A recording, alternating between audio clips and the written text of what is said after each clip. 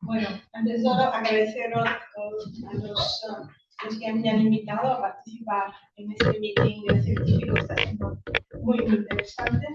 La aportación es sobre justamente la visión de España que podemos definir, ¿no?, desde los textos de Cartagena. Me apreciaba por primera vez a la cefaleosis y he visto que efectivamente esta visión de España yo la he encontrado detrás, en este caso, de esta última obra del obispo de Burgos, de la Misa de Cartagena, encontré ya una visión de España desde un uso de un discurso genealógico y en la paralela de construcción del concepto de linaje segunda sangre, que es un concepto tradicional de linaje. De hecho, es a través de una relación genealógica de la cefaleosis que Cartagena reconstruye, ¿no?, un pasado glorioso para dar solidez a la tradición política de las cámaras. Y vemos también que en esta obra el linaje es muy presente en toda la obra de Cartagena, también en el Defensor de Unidades Cristianas, que es su obra más conocida. Pero aquí la defensa de los conversos obviamente no es una defensa de su linaje, excepto en un caso, pues el linaje carnal de Cristo. Cartagena defiende al converso en el Defensorum en cuanto miembro de la Iglesia de Cristo y a la espera de ser miembro también de la Civitas Homini, de la polis, de la comunidad política, como se ha dicho hoy, bastante hablando de esto. Principalmente lo que el obispo defiende en el Defensorium es el hecho extraordinario de la conversión, un status quo fruto de un dinamismo que desestabilizó la genealogía como historia de la sangre. Entonces, los conversos además eran parte de ese sueño de paz expresado a través de la utopía de Isaías, de 6:10, una de las muchas alegorías unitivas utilizadas por Cartagena, según la cual el leopardo se acostará junto al cabrito, esos dos animales simbolizan en Cartagena los dos pueblos, el judío y el cristiano, destinados a convivir, siendo el agnus figura de la mansedumbre judía y el pardo figura de la belicosidad de los gentiles. En otra obra, el cardinal, en otra obra, el obispo nacional pone el broche de oro a esta experiencia revolucionaria de la conversión. Él era consciente, ¿no?, de que en su historia presente los conversos habían cumplido ya la transformación indicada en 2 Corintios 3, 4, 18. Poseían una alianza ya no de la letra, sino según el espíritu. De hecho, Cartagena afirma en el Nacional que los hijos de Israel convertido ahora son religión espiritual. Lo dice también de muchas maneras. Se trata de un giro radical de Moisés a Pablo, una metanoia que se desarrolló exactamente como la metanoia paulina, ¿no?, en un tiempo corto, en una modalidad traumática y abrupta. Es un cambio de paradigma, un giro radical que Cartagena quiso evidenciar aquí. El Israel convertido, para usar la palabra del obispo, había dejado de ser letra, es decir, cambió desde una fe formalista para ser espíritu, es decir, nuevos paradigmas de una fe intimista exterior. A este propósito, solo me permito decir que el último libro de Georgia Campbell se llama La letra y el espíritu. Me parece que es un tema que está muy de actualidad, ¿no? Vale. Para el cristiano nuevo, por ser pertenencia o filiación espiritual de Cristo, el linaje o la raza solo podían ser ahora, desde este momento, solamente una categoría espiritual. Por tanto, Cartagena no podía utilizar la genealogía de la cefaleosis de una manera convencional. Y efectivamente no lo hizo. Yo descubrí que efectivamente no lo hizo. Hay una coherencia increíble en toda la concepción de y todos sus escritos, incluso en este último escrito del obispo, que cierra un círculo, ¿no? El famoso discurso de Basilea. Cartagena había ensalzado a la nación hispana, que se vaya a acceder a una consideración protocolaria mayor de la que se le atribuye a Inglaterra. en consideración su papel de defensora de la fe durante lo largo siglo de la Edad Media. Ahora, en esta convulsa edad que él vivía, el siglo XV, España se encontraba en una encrucijada histórica. Ya no se trataba de defender su territorio frente a la invasión musulmana. El reto que se presentaba era distinto, era un problema interno, un desafío que exigía movilizar otro tipo de energía. Desde luego no la espada, ya no apelar, pero sí apelar a un cristianismo para unir el pueblo otra vez y en torno a la fe cristiana, pero en torno a un cristianismo de signo distinto. Por tanto, se necesitaba apelar a un cristianismo universalista, entregado a tareas misioneras y evangelizadoras. Bueno, ya sabemos el decreto de Neófitis del Concilio de Basilea, y también recordamos la actividad que hizo Cartagena en su propia diócesis en los que le precedieron y los que le siguieron. Con esto, Burgos fue una diócesis modélica y, lamentablemente, un ejemplo muy poco seguido. Cartagena era optimista. Pensaba que la nación de Castilla tenía los recursos para superar el reto representado por esa complicadísima encrucijada histórica generada por la elevadísima conflictividad social, guerras civiles de todas partes, ya sabéis, seguida a las conversiones masivas al cristianismo en 1391. El problema, como él sabía muy bien, residía en el hecho de que para superar este reto requeriría hacer una experiencia de un cristianismo distinto que, evidentemente, volvemos a lo genealógico, necesitaba superar la mentalidad genealógica y poner en el centro la filiación divina y espiritual, y no la humana. Se trataba de una revolución en la forma de pensar las relaciones humanas y sociales. Desde el patriarca don Pablo de Santa María, padre de Alonso, los conversos más cultivados empezaron ya a redescubrir, a cultivar esta modalidad paulina con todas estas implicaciones, toda la filiación en el espíritu. El problema era popularizarla, llevarla por el pueblo. Para tamaña empresa se necesitaba el apoyo regio, y es ahí donde hay que constatar que el cristianismo paulino no penetró exitosamente en las cortes de la Media. En cambio, sí que podemos decir, bueno, sí que en cambio en las cortes del siglo XVI, pues sí, porque ahí había, pues, fueron cuna del paulinismo, ahí se llama el iluminismo, ¿no? Y muchos aristócratas se implicaron, pensamos en el almirante de Castilla, Bianca de Mendoza, etc. Pero no es el caso de la corte de los del siglo XX. A ver, de estos de unos 5 años más tarde de escribir El Defensor, el obispo de Burgos observó la misma indiferencia regia en ocasión de escribir otra obra, la de Chofaleosis, Genealogía de los Reyes de España, que pensó dedicar al capítulo catedralicio de Burgos. Sabemos que seguramente esta obra, ¿no?, como ya se ha escrito, fue dirigida, sabemos que fue dirigida por el segundo, pero después de la muerte de 454, el obispo optó por la clerecía burgalesa. Y allí el rol de su familia en Burgos, ya sabemos todo, ha sido fundamental porque la Cartagena, la Santa María, estuvieron al comienzo de una historia de conversión, capellana por su padre, carismático don Pablo. Bueno, en fin, desde entonces la familia proporciona a Burgos ese lecho soldado destacado eclesiástico, lo mejor de tener un peso formidable no solo en la clerecía burgalesa, sino también en las élites financieras. Pero se debe justamente a Cartagena, y aquí quiero hacer la liaison entre estos dos hechos, ¿no?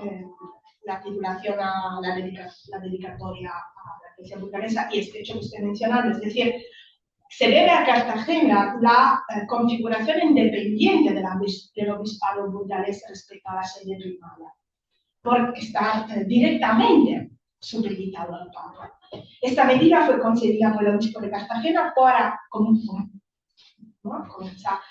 con buen criterio para resguardar su ciudad de la introducción de los estudios de sangre, apelando extrema ratio al pontífice para una eventual abrogación. O sea, él pensaba ya en una fórmula más defensiva, digamos.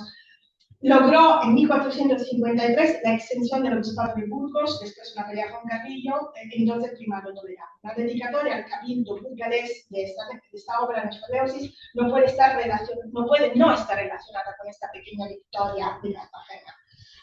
No debió escapar al obispo el paulatino aumento del control de la monarquía sobre los nombramientos eclesiásticos, que se extendería a los órganos como los cabildos en la sede primada. Aunque en aquel entonces era solo una práctica que luego se estipuló más tarde con los reyes católicos y luego el Gran Patronato de Granada, era evidente la dirección tomada por la monarquía, que era la de tener bajo su control el nombramiento de sus altos cargos eclesiásticos. Es bastante probable que este estado de cosas que haya impulsado a Cartagena a desvincular el obispado burgalés de la sede primada y de la incumbente supervisión regia. Después de su actuación en la crisis toledana, la monarquía no podía garantizar a la defensa de los conversos. Si Burgos hubiese sido amenazada por, como lo fue más tarde, un siglo más tarde, por la imposición de los estatutos de limpieza de sangre, como ocurrió en 1555, pues efectivamente esta maniobra tiene mucho sentido. Ahora, cuando ocurrió eso, un siglo después, no fue necesario, porque el cabildo catedralicio rechazó 2 veces seguidas la inclusión de los estatutos, apelando a la memoria del obispo Alonso de Cartagena y siendo muy cohesionado contra efectivamente esta medida. Pero en el caso de que hubiera ocurrido eso, tenía siempre pues, la carta, ¿no? Se podía siempre apelar pues, al Papa, pero no fue necesario. Bien, además los papas de turno estaban bastante al corriente en este momento, estoy hablando del día 16, de lo que estaba ocurriendo en España, porque yo, bueno, he estudiado a Alfonso Lobo y sé que despotricaba, ¿no?, con el Papa sobre la situación de los conversos en España. Pero no fue el sol, parece que hay precedentes, como diré más ahora. Bueno, y aquí un primer elemento sobre el que yo quisiera llamar la atención. Esta obra parece presentar una incoherencia al ensalzar a una monarquía de que al mismo tiempo se desvincula con la dedicatoria. Sin embargo, esta aparente aporía podía dar pistas sobre otros posibles en fin, más que destinatarios o interlocutores que hubieran podido estar en la cabeza del obispo, además del cabildo burgalés, ¿no? Que indudablemente lo fue. Antes de todo, va aclarado que la obra lleva como fecha 1456, el mismo año del fallecimiento del obispo, es el cierre de una trayectoria vital, una parábola política que empezó con la famosa defensa de la preeminencia de Castilla sobre la monarquía inglesa. Por tanto, hemos dicho que la Escoleusis cierra un círculo, la construcción de una imagen prestigiosa de la monarquía castellana en un contexto internacional, cuya primera etapa había sido el memorable debut diplomático en Basilea. El obispo culminaba esta tarea con un hito historiográfico, evidentemente siguiendo la estela del padre, lanza a Castilla en el panorama europeo con una personalidad histórica bien definida que se había construido durante centurias en la que heredaba el cristianismo de los romanizados godos y asumía la misión de preservarlo frente a la invasión musulmana. Y aquí el obispo asume un imposible genealógico, que es la continuidad del linaje godo con el de los reyes asturianos leoneses. Pero lo importante no es tanto el imposible genealógico, como lo he llamado yo, es que hubo continuidad genealógica entre los godos y los monarcas castellanos, porque esta línea de continuidad es efectivamente la defensa de la fe cristiana. Es decir, porque formaban parte de una genealogía espiritual de la que había nacido España. Y esto un poco me he dado cuenta leyendo la obra, porque yo buscaba ahí una glorificación de la realeza y no la encontré. encontré una glorificación de la monarquía.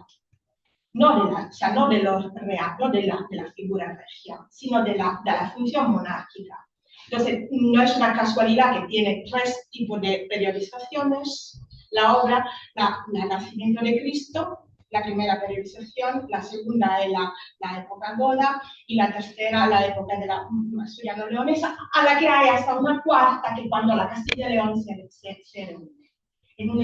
Se habla de 4 monarquías. El primero es el rey, el rey, o sea, por excelencia, de Cristo, y luego hay la monarquía cristiana, los godos. O sea, lo que se está ensalzando aquí es, para mí, la monarquía como forma de gobierno capaz de garantizar, pues, el imperio, o sea, el cristianismo, porque esta monarquía se ha encarnado en belicosos, valientes reyes defensores de la fe. Por tanto, el suyo no era un discurso genealógico al estilo levítico. Su genealogía de la reyes de España no busca trazar la continuidad, aunque aparentemente por toda la cualquiera de esta cosa parece que sí, pero no. Sino más bien glorificar las virtudes, la firmeza, la defensa, la belicosidad, ¿no? de estos reyes, las tremuidades de estos reyes. Por lo tanto,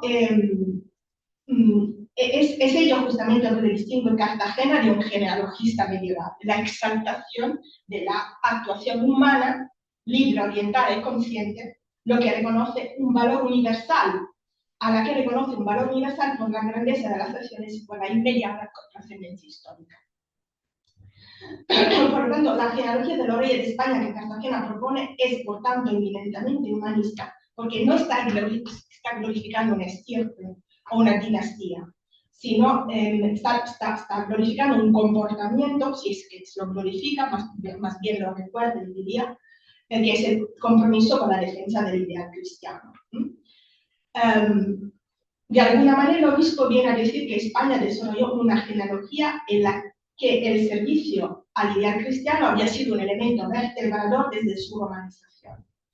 Entonces, no es una casualidad que la representación iconográfica que acompaña la obra, estudiada por el profesor Fernando Italiano, la monarquía castellana aparece con la espada desnuda y alista para servir, saltándose aquí toda la presentación más ceremonial que suele caracterizar la iconografía de la realeza. Igualmente es significativo que la virtud que considera más importante es el valor militar, ¿no? La virtud del luchador, para eso no. Ciertamente con sus prioridades, coherentemente con sus prioridades, cuando Cartagena escribe iconográficamente la figura de rey Alfonso X, noto por ser el inspirador de una gran obra legislativa, como sabemos, las partidas, no le celebra por esta hazaña jurídico-cultural. Y aquí esto genera la perplejidad del profesor Gallardo, porque dice que es una paradoja. Yo no estoy de acuerdo, no es una paradoja. Es la cosa más normal del mundo, porque a él no le interesaba celebrar esto. No era importante para la genealogía espiritual las partidas de Alfonso X. Entonces, no es ninguna paradoja. Simplemente está el profesor para divertir con él. Sí es verdad que la construcción del cristianismo peninsular había sido la tarea plurisecular de la monarquía visigoda y los posteriores monarcas de los reinos hispánicos, entonces España era producto de este tramo de historia de la romanización cristianizada y de esta monarquía siempre empeñada en esta lucha contra el mundo. Por tanto, es la historia entendida como genealogía espiritual y búsqueda identitaria de las raíces el saber en grado de explicar lo que es pues, de lo que es España. Y por eso él claramente continúa la obra educativa del padre, ¿no? de las 7 edades del mundo, que estaba dirigida a Juan II. El significado de la historia de España, según Cartagena, por lo tanto, se resuelve en una genealogía espiritual plurisecular, una genealogía espiritual que se estructura como una épica, que revela cómo se ha forjado esta nación, con la belicosidad de los gentiles en el defensorum y la extremidad de los reyes de Castilla en el Patricio Paleosis. Por lo tanto, estamos aquí frente a una obra indiscutiblemente de propaganda política, pero la intencionalidad del arte en ella puede ser un poco más diversa y articulada. Bueno, a nivel anecdótico, claro, se puede citar el ejemplo de Eduardo Bruni, ¿no? Que no conocía la historia de España y por tanto Cartagena, bueno, esto le impuso también a escribir una obra donde se detallaba, ¿no? Pero el humanista italiano, pues efectivamente cómo España merecía por sus hazañas ser conocida en Europa, que ignoraba el rol crucial como baluarte de la cristianidad. Pero, pero también yo creo que es posible también descubrir otras finalidades internas a la obra. Bueno, esto es a nivel anecdótico, evidentemente, la línea con Bruni. Pero lo que sería interesante subrayar es que, digamos que la otra intencionalidad que yo creo que pueda convivir perfectamente con esta finalidad propagandista fue el deseo de ponerse en contacto con el líder Julio Converso, invitándole a confiar en la monarquía de los Trastámara y a mantener firme la alianza con la corona. Y ahí pues me sirve mucho pues el background paterno, es decir, su padre había hablado de Juan II en la Seriedad del Mundo como un mesías, ¿no? Había un mesianismo sobre el que han escrito Speech, Bond, etc. Ahora, en este caso, no había ningún mesías que esperar en Juan II, evidentemente, puesto que, entre otras cosas, acababa de fallecer el rey. Igualmente, había que renovar la alianza con el poder monárquico. Y había razones por ello. Es decir, se ha dicho, Speech ha dicho que el Speech del mesianismo de Don Pablo era una forma de dar respuesta a las expectaciones de los conversos recién convertidos que esperaban un mesías en la tierra. De acuerdo, la primera generación, ok. No quizá en tiempo de Cartagena. El siguiente paso, que donde está Cartagena, es anclarle políticamente a la monarquía de los Trastámara, pero con un realismo ya de vuelta del mesianismo de Don Pablo. Resguardar la expectación mesiánica con un cuidado que había que tener con la primera generación. Entonces, a las segundas y terceras generaciones había que decirle que es, pues, el reino de Dios en la tierra de alguna manera se está realizando a través de esta tradición monárquica tan gloriosa y que por lo tanto la providencia se está manifestando en esta historia. ¿Okay? Y por ello yo creo que entre los modelos de la rechefalerosis está el libro de los Reyes de la Biblia. Porque efectivamente, aparte de las brevitas que caracterizan, ¿no? Porque el libro de los reyes es muy bastante regular, pero en el retrato de cada rey empieza, dice el nombre, dice cuánto, o sea, yo creo que él quiere un poco dar una tradición monárquica pues fuerte, pero justamente que sirva para anclar a este Miguel converso en una monarquía que al fin y al cabo había sido últimamente bastante decepcionante. Bastante. Porque las asociaciones de Toledo lo dicen todo, ahí se dio un pulso bastante. No, la actuación del rey ahí no fue, no defendió los conversos como los tenía que defender. Por tanto, era importante superar, yo creo, un poquito esta decepción. Decepción que yo también puedo encontrar, o sea, puedo decir que tenía Cartagena, porque yo la veo reflejada en su discípulo, Sancho de Arevalo. Sancho de Arevalo expresa en su obra Speculum Vitae, bueno, hasta tengo las páginas apuntadas, una venenosa ataque contra la realeza que compara con letrinas de los barcos, que hace pedazos y que, en fin, es virulento contra la realeza. En un capítulo dedicado a la figura regia, Sánchez de Arevalo, en el que se habla de la empresa, se deja ir a consideraciones llenas de rigor entre el sarcasmo, el cinismo y, en fin. Entonces, yo creo que un poco de decepción estaba en el aire, ¿no? Y quizá eso también pudiera ayudar a seguir confiando mantener la firmeza en la defensa de la monarquía, ¿no? Bien, entonces, como ya tengo que ir a las conclusiones, bueno, creo que el discurso de empezar la monarquía era, por tanto, también no solo puertas afuera, Leonardo Bruni, crear esta propaganda política, sino también puertas adentro. La monarquía hispana, la monarquía cristiana de España viene descrita como parte de un diseño reverencial de Dios que se ha manifestado a través del plurisecular compromiso de una realeza armada para la defensa de la cristiandad. Y bueno, y aquí me salto toda la parte iconográfica que efectivamente demuestra esto. Y simplemente, por ejemplo, el término griego, anacefaleosis, resuena mucho en el Portugal de los ambientes mesiánicos, como visión ecuménica, una pista que no voy a seguir, pero que la dejo aquí caer, ¿vale? Luego también, siempre sobre el término, hay que decir que significa recapitulación o recopilación, que en su forma verbal, anacefaleosis, se refiere a la ocasión de unir en torno a Cristo cuanto existe en el universo. Entonces, volvemos a la fórmula unitiva. O sea, de alguna manera, también a través de la monarquía se manifiesta una fórmula unitiva del gobierno de Cristo en la tierra. Volvemos a la línea providencial que estaba diciendo. Y se enlaza con el mesianismo portugués. Hay muchas obras portuguesas, pero alguna obra portuguesa mesiánica que tiene como título de anacefaleosis. O sea, este término tiene cierto éxito en ambientes mesiánicos. Bien, no entro en esto. Para concluir, me salto un poco de cosas y me voy directamente a la conclusión.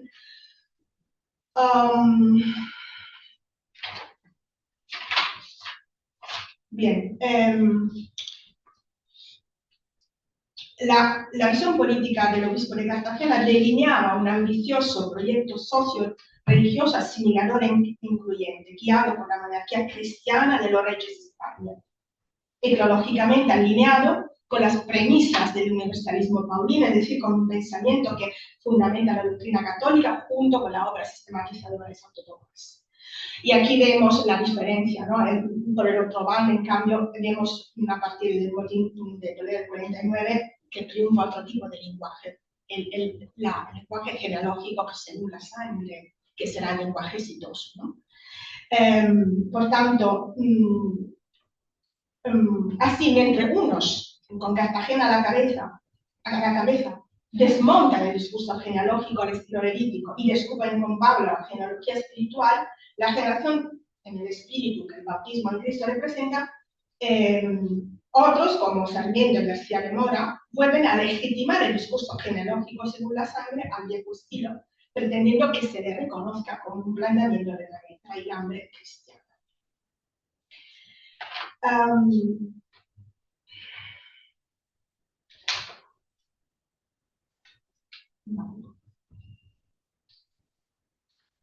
Y finalmente, para volver a la idea con la que empecé esta lección, es decir, la idea de España en Cartagena, que era uno de los propósitos de este estudio, podemos escribir de sus obras que España era la nación cuya realeza había guiado por mano firme una larguísima lucha contra el infiel, una lucha titánica cuyas repercusiones desbordan los confines nacionales para llegar al ámbito europeo. España no solo triunfó militarmente contra los musulmanes invasores, sino también por su capacidad de engendrar a un nuevo pueblo cristiano. Y no gracias precisamente a la obra evangelizadora de la Iglesia, sino más bien debido a la labor pastoral de unas pocas personalidades carismáticas que habían surgido inesperadamente en su seno. Por tanto, España era la nación que había realizado la genealogía espiritual, puesto, o sea, Corintios, como lo que citaba antes, puesto que ha engendrado el hombre espiritual, según el linaje de la fe en Cristo. Esto fue el caso de los españoles de origen hebreo y de su atormentada pero prometedora experiencia de conversión a través del cristianismo paulino. Esto fue el caso también de los reyes de los reinos hispánicos, motivo de orgullo por la ejemplar resiliencia como Miles Christi mostrada en la defensa de la cristiandad sitiada durante las complicadas centurias de la Edad Media. Por ello, la silla de Castilla, ustedes serán la exaltada, merecería la primacía, etc. Con la Cefaleosis, de su última obra, Cartagena construía una genealogía regia, inverosímil históricamente, pero con una inatacable hilo conductor. La línea recta de una entrega a la fe, a la defensa de la fe, que recorre 7 centurias. De aquí, la genealogía espiritual que hizo posible la más impactante épica de la cristiandad hasta entonces acontecida, que solo por ello era merecedora de ser celebrada. El obispo tritura el concepto de linaje según la carne, ya en el Defensorium, y somete en la Cefaleosis la genealogía a una reacción meritocrática de corte humanístico, es decir, usó la genealogía en un sentido nuevo, como una herramienta al servicio del hombre y no contra el hombre, como en cambio fue usado en los siglos siguientes. El aparato represivo puesto en marcha por la monarquía cristiana en Trastámara en los años a venir, la Inquisición, los estatutos, fue levantado sobre una base teológica bastante vacilante, según la cual la salvación venía por la sangre, que debería estar pura, es decir, no haberse mezclado con otras razas religiones. En definitiva, un anticristianismo profundo, fruto de una evidente mistificación de la doctrina de la Iglesia y de un absoluto olvido de la decisión político-religiosa de personas.